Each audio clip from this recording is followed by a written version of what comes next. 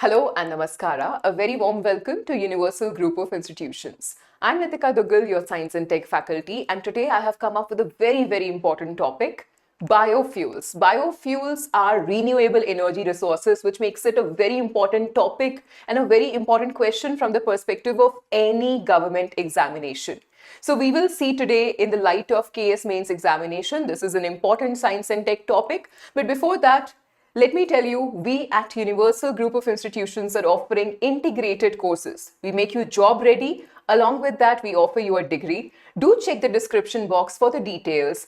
To get a seat and avail discount, you can use my coupon code NIT006 and you will get amazing, attractive discounts. With this, without any further ado, let's get started with very important topic, biofuels. Well, what are biofuels? We need to understand that as well. So biofuel, like we've understood, is a renewable energy we are going to get from the biological sources. What biological sources? The crops and the waste, maybe the waste oil or the crops. We will see there are many types of the biofuels as well.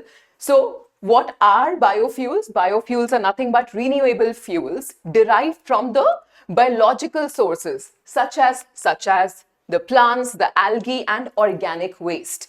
They serve as an alternative to fossil fuels and help reduce greenhouse gas emission while promoting energy security, which makes it a very important topic. So let's try to understand now the types of biofuels. There are three types of biofuels that you need to know. There's a first generation, second generation and third generation of biofuels. But what are these generations? The first generation, we also call it the conventional biofuels. The second one are a little advanced and we'll talk about the third one, which are more advanced. So the first one, let's explore the first generation biofuels, what they are. The first one is the ones that are derived from the food crops. What kind of food crops? Sugarcane is one of them. Corn, wheat, vegetable oils. So the examples are like you can get ethanol, which is of course a fuel, and this ethanol can be produced from the sugarcane or corn fermentation. We know that the process of fermentation produces alcoholic functional group, alcohol, ethanol to be specific, right? Or you can also use vegetable oils or animal fats. Now you can also use the used vegetable oil. So you can collaborate all the restaurants around, ask them not to throw away the oil in which there has been vegetables or there has been the puris or the bhaturas or any fried bhajis, any fried item that has been fried in the oil that can be reused, that can be used as a biofuel and we can use it as a biodiesel. Okay, so the diesel cars actually can use that particular processed vegetable oil, used vegetable oil. It comes in the first generation. There is, of course, limitation. So we tried actually to establish farms and to set up crops like sugarcane and corn currently being used. We've tried to grow them essentially for using them as a biofuel. But of course, there is a debate. You know that in our country, there are still people dying of hunger.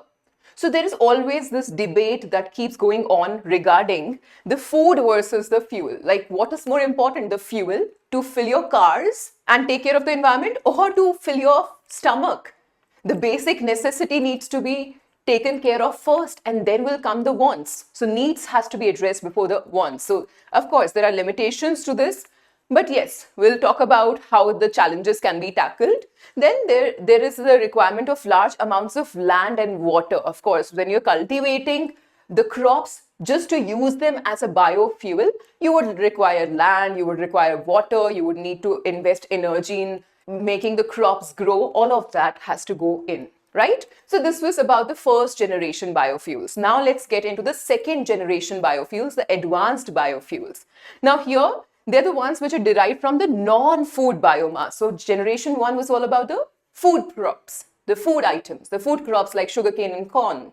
Here it is about the non-food biomass such as the agricultural waste, the wood chips and algae, right? So examples are cellulosic ethanol from crop residues like wheat straw, wood waste, maybe the stubble. So you know there's a huge menace to the society, specifically in the north, the stubble burning that happens in Punjab and Haryana, but the air Everybody breathes the air, so the entire northern belt gets affected because of the stubble burning. How about using that stubble for generation of the fuel? That can be a tremendous startup idea, right? Well, yes, that is possible. If we talk from the perspectives of science and tech, that's very much possible.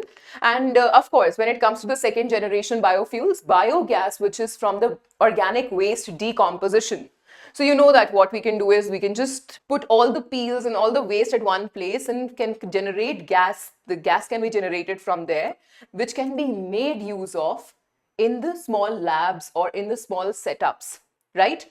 Okay, so of course, this also has a lot of advantages. This reduces the food competition. So at least this food versus fuel debate, that can be at least put to rest. And there is more sustainable and eco-friendly ways when it comes to the second generation. These are more sustainable ways of production of the fuel and usage of the process of the combustion from such processes. Then comes the third generation biofuels. Here, we make use of algae and genetically modified organisms, GMOs. So what is GMOs? Let's just talk about first what are GMOs and then we'll proceed further. So this genetically modified organisms, like the name suggests, we are producing some genetical modification. Now you would ask, ma'am, why are we doing any kind of a genetic modification? To understand this, let's just first try to focus on GMOs. What are they? They are nothing but genetically modified organisms, which are the organisms like plants, animals, or microorganisms whose DNA has been artificially altered. So that's the requirement of something to be GMO. Artificially altered using genetic engineering techniques, the use of science and tech here. This modification gives organism new traits that do not occur naturally through traditional breeding. Now, like the question is, why do we even need that change or that alteration? I'll give you some examples to make it clear. How it is created, like the name suggests, there is a genetic alteration that we are bringing in. So scientists insert specific genes from one organism into another to enhance the desired trait. So we do it to enhance the trait that we needed. For example, if let's say we are talking about maize. We want maize, but maize is prone to drought. If there is not sufficient water, maize will not grow properly. So how about we produce a genetically modified maize, which is prone to any kind of the tolerance. It is able to tolerate less water conditions. That is going to work for us, right? Similarly, let's say if we talk about a kind of rice. Rice has always been seen as a as a white thing which is not very good for health. There's a debate, whole lot of debate about the carbs which are there, which are not very good for the human health and can cause obesity. So all of that and diabetes and all of that discussion, we'll get to that later on. But do let me know in the comments if you like rice and what are your thoughts about rice and this rice versus wheat debate as well. Which is better, wheat or rice? No wonder Ragi would come and say Ragi wins. But yeah, coming back to this holistic understanding of why gene modification might be required in rice. We can do a modification in rice and create golden rice, which is rich in vitamin A. So through gene modification, we can bring this desired trait. What kind of a desired trait? That we can increase the nutritional value of a crop. That is interesting. Let me tell you, in India, we are still not using any of the edible crops. We are using right now the genetically modified cotton. So when it comes to BT cotton, it is pest resistant, which works best for us. But right now, edible form of the genetically modified products we are not yet using because there is not enough research so far which talks about the benefits. And again, it's a whole lot of debate which can take another video in itself. You can let me know in the comments if you would like a topic to be discussed specifically on genetically modified crops. We'll talk about that later. Right now, we have understood that, okay, so we insert a specific trait using engineering, using alteration in the genes by the process called genetic engineering techniques. All right, so now that we have understand what is GMO, now we can understand the examples and the advantages. So examples are algal biofuel, the oil extracted from algae and converted into biodiesel. We can make use of algae which can be grown easily anywhere, any place. So algae is seen to be one of the great substitutions to the plastic as well.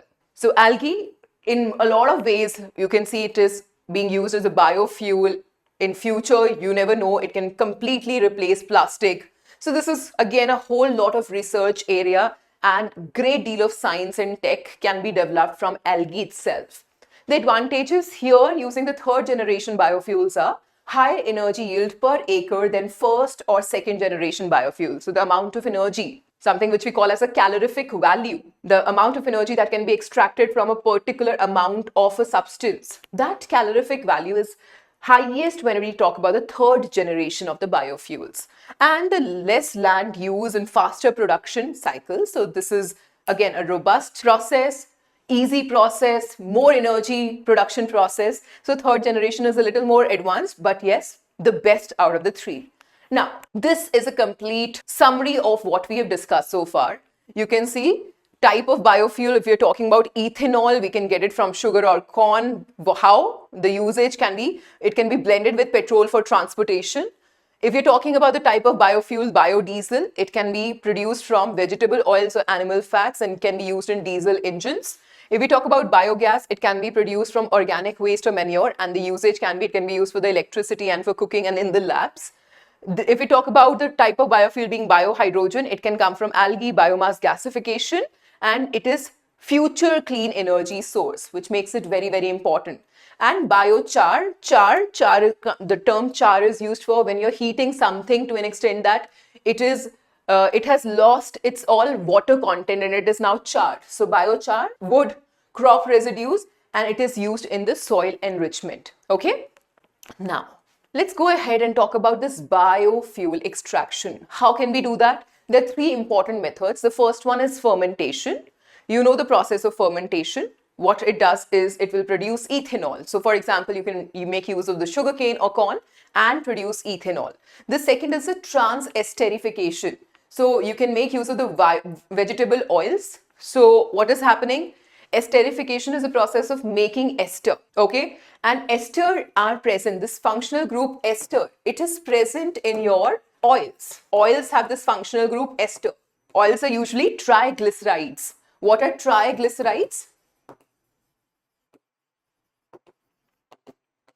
They have the three ester functional groups. We can do the trans-esterification, means do the opposite of the esterification, break the ester, and we will end up getting alcohol and carboxylic acid. So that process can actually produce, so converting of this vegetable oil to biodiesel is what we're calling as trans-esterification.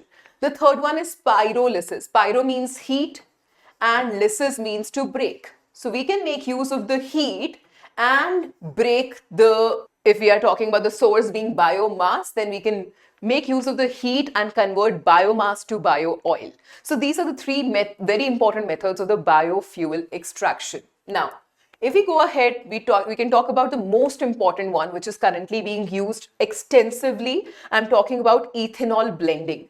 This method is very, very crucial and very much in use. So the Ethanol Blending Program is an initiative by the government of India to blend ethanol with petrol to reduce dependence on fossil fuels, cut carbon emissions, and support farmers. In fact, you know these high energy concept cars, the very, very fast traveling cars, the high energy concept cars we call them, they make use of these kind of biofuels which comes from the ethanol blending. So what is this ethanol blending? Ethanol, which you know is C2H5OH, this is ethanol, is a biofuel derived from the sugarcane, maize, wheat and agricultural waste. In ethanol blending, ethanol is mixed. You mix the C2H5OH with petrol to reduce the fuel consumption and pollution. So ethanol has cleaner burning, reducing carbon monoxide and hydrocarbons emission. You know that whenever there is incomplete combustion, there is emission of carbon monoxide. But when you're using ethanol along with petrol, this blending actually reduces the harmful gas emissions like carbon monoxide. Now this carbon monoxide, when we talk about, our lungs have more affinity, 4 times higher affinity to carbon monoxide than oxygen. And that is why it is highly, highly poisonous. So if there is, and you can't see this gas, this is colorless gas. So if it is present, you would not even know, and that is present outside. But if it is present in high amount, it can be deadly as well. So yeah, when we are using ethanol, it is much cleaner a fuel as compared to a normal petrol. Okay, the government aims to achieve 20% ethanol blending. The work is still going on by the end of 2025. Now, this makes it very important that you must know about ethanol blending. All right. So what is the final take? What are the importance of biofuels? It reduces the fossil fuel dependence, number one. Number two, it lowers down the greenhouse gas emissions like carbon dioxide. Then number three, it creates rural employment opportunities because we can make use of all these wastes which is coming from the agricultural land, which is mostly in the rural areas, and hence the rural employment opportunities can be enhanced. And of course, it enhances energy security. You do not have to be dependent on the exports. You do not have to wait for the petroleum to be transferred from one place to another. You can rely on your own waste products and take care of the waste as well as be energy independent. So with this, there's a great final crazy biofuel fact. Well, you can fuel a car with leftover McDonald's French fries. You know that? In fact, there is this guy, a British man, who once drove his car across the UK using only waste oil from McDonald's fryers. He collected all the McDonald's fryers oil and he ran his car only on that.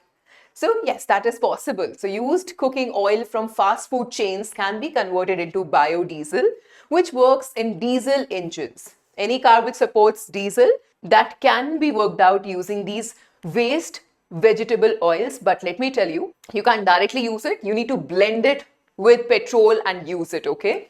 In fact, some eco-conscious drivers and companies used waste vegetable oil, we call that WVO, waste vegetable oil, to power their vehicles, reducing waste and emissions at the same time. So this is absolutely a crazy biofuel fact. And if many people start doing it, then we are actually recycling a lot of vegetable oil and also moving towards a sustainable earth, sustainable planet.